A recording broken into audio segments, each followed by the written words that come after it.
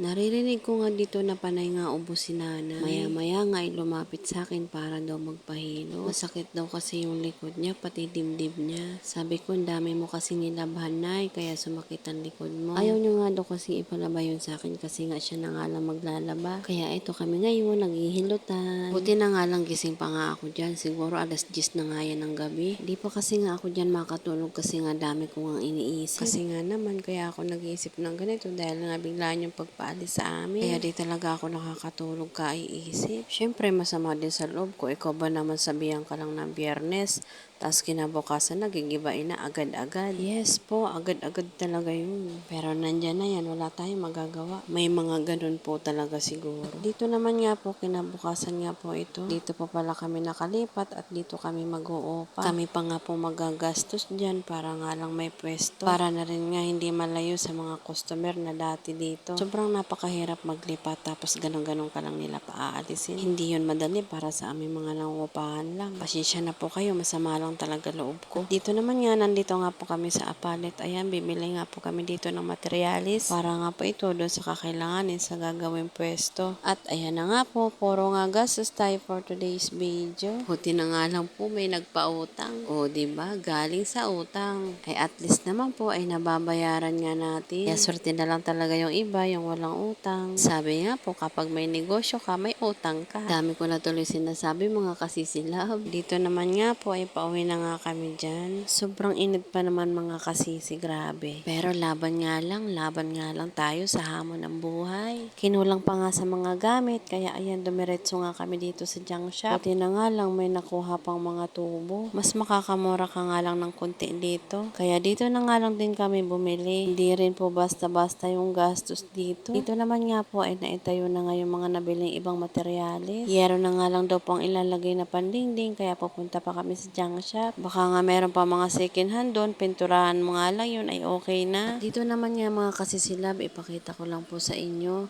Ito po yung ginawa sa akin ni tatay na pwesto. Halos malapit nga lang po yan doon sa inalisan namin pwesto. Hindi na nga tinapos sila tatay kasi nga binawal pa din dyan. Kakasayang nga lang, sana una pa lang nagsabi na sila. Kasi sabi naman kasi nung nanay, pwede naman daw magtayo dyan. Abay kalaunan nga, hindi na nga daw pwede. Sayang lang yung pinagpagura ng tatay ko at saka yung kasama niya. Pero bala ko nga lang ipalipat yan kasi dibuhat naman nga yan. At dito naman nga po, pinapitas ko na sa pamangkin ko yung mga papaya. Kasi nga daw po, baka itong week ay tatambakan na nga dito. Nakakamiss naman talaga dito sa pwesto namin. Pero nga hanggang doon na lang tayo. Gagataan ko na nga lang siguro tong papaya. Lalagyan ko nga lang ng tanglad para mas masarap. Favorite ko kasi sa mga ganyang luto, sa mga ganyang gulay, may tanglad talaga. Dito naman nga sisi, ito nga yung video ko, nagpapasalamat nga po ako dahil 9K followers na po tayo. Maraming salamat po sa lahat na nagsusuporta. Road to 10K na po tayo mga kasisila. At ito po muna for today's mini vlog. Thank you for watching guys.